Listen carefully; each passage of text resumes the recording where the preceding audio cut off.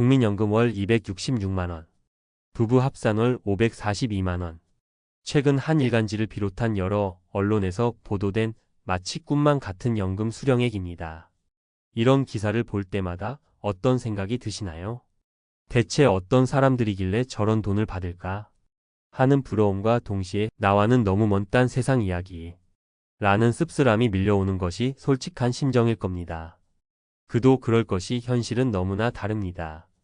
여러 매체의 보도를 종합해보면 2024년 기준 전체 국민연금 수급자의 월 평균 수령액은 약 65만원 수준에 불과합니다. 최고액과는 무려 4배에서 5배나 차이가 나는 것이죠. 오늘 영상에서는 왜 이렇게 엄청난 차이가 벌어지는 것인지 그 구조적인 비밀을 파헤쳐보고 더 중요하게는 지금의 30, 40대가 과거의 최고 수령자들처럼 되는 것이 과연 가능한지 그 불편한 진실과 우리 세대를 위한 현실적인 해법을 낱낱이 들여다보겠습니다. 먼저 과거에 그분들이 어떻게 그런 엄청난 연금을 받을 수 있었는지 그 비결부터 알아봐야 합니다. 여러 보도를 종합해보면 비결은 크게 3가지로 요약됩니다. 첫째, 아주 긴 가입 기간입니다. 이분들은 대부분 국민연금 제도가 처음 시행된 1988년부터 30년 가까이 혹은 그 이상 꾸준히 보험료를 납부했습니다. 둘째, 연기연금. 제도를 100% 활용했습니다. 연금 받을 나이가 되었을 때 바로 받지 않고 수령 시점을 최대 5년까지 늦춘 겁니다. 이렇게 하면 매년 7.2%씩 총 36%나 불어난 연금을 평생 받을 수 있습니다. 그리고 셋째, 이것이 바로 우리 세대와는 비교할 수 없는 가장 결정적인 차이입니다. 바로 소득 대체율입니다. 이건 내가 평생 낸 보험료 대비 얼마나 돌려받는지를 결정하는 비율인데요. 과거 제도가 처음 시작됐을 때 40년을 꽉 채워 가입하면 내 소득의 70%를 돌려주도록 설계되었습니다. 하지만 지금은 어떻습니까? 모두가 아는 것처럼 기금 고갈 문제로 소득 대체율은 계속해서 낮아졌고 2028년 이후에는 40%로 완전히 고정됩니다. 우리는 시작부터 과거 세대보다 약 30%포인트나 불리한 조건에 서 있는 셈입니다. 이것이 바로 나와는 너무 먼 딴 세상 이야기 라고 느낄 수밖에 없는 근본적인 이유입니다. 그렇다면 이 불리한 조건 속에서도 현재 제도 아래서 가능한 모든 방법을 동원하면 우리는 과연 얼마까지 받을 수 있을까요? 여기 현재 40세인 A씨를 가정해서 냉정하게 시뮬레이션을 한번 돌려보겠습니다. A씨가 최고의 조건을 만들기 위해 3가지를 모두 실천했다고 가정해 봅시다. 첫 번째 조건, 최장 가입입니다. 25세에 사회생활을 시작해 연금을 받기 시작하는 65세까지 단 한 달의 경력 단절도 없이 40년을 꽉 채워 납부합니다. 만약 중간에 실업이나 육아 등으로 공백이 있었다면 추후 납부 제도를 활용해 그 기간의 보험료를 모두 메꿔야 합니다. 두 번째 조건, 최고 소득입니다. 40년이라는 가입 기간 내내 국민연금 보험료가 부과되는 소득 상한액 2024년 기준으로 월 590만원 이상의 소득을 단 한 번도 놓치지 않고 기록합니다. 세 번째 조건, 최대 연기입니다.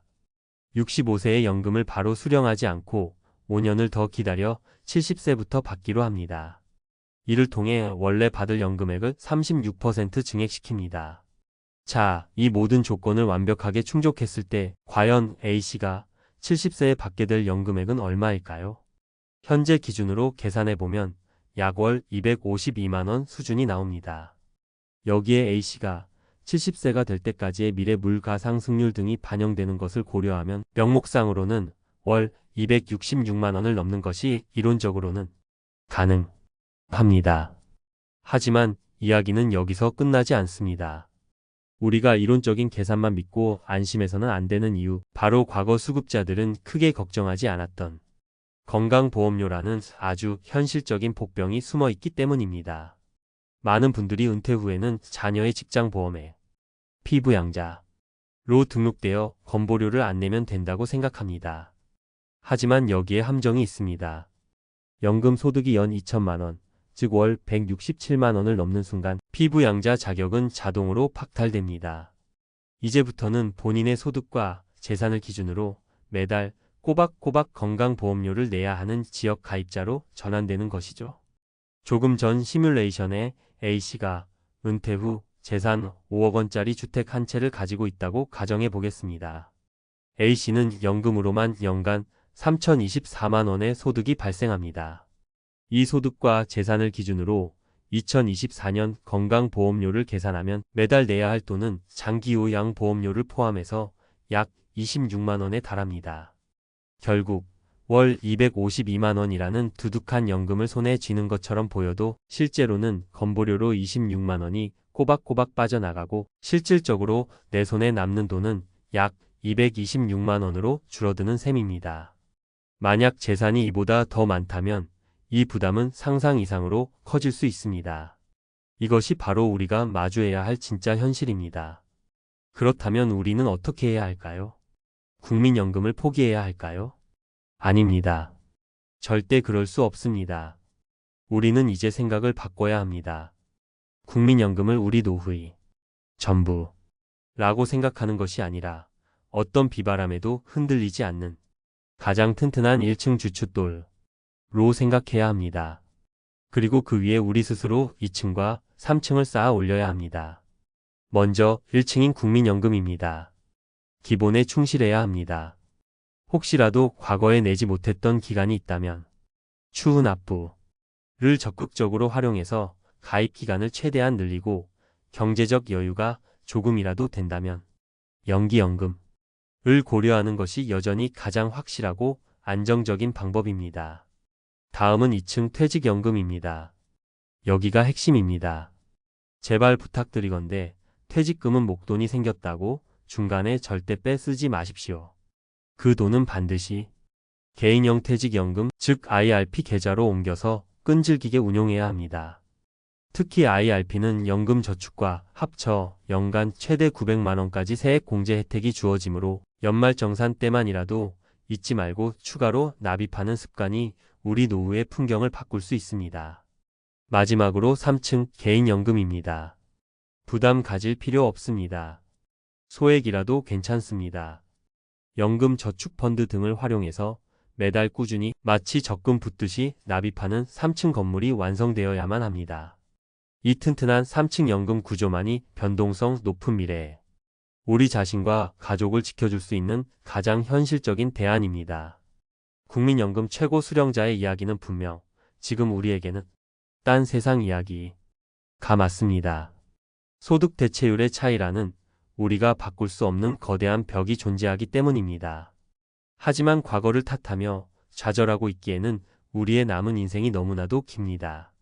과거와 비교하며 불평하기보다는 건강보험료와 같은 우리 세대가 마주할 새로운 변수를 정확히 인지하고 우리 세대에 맞는 3층 연금 건물을 짓는 현실적인 계획을 오늘 당장 세워야 합니다.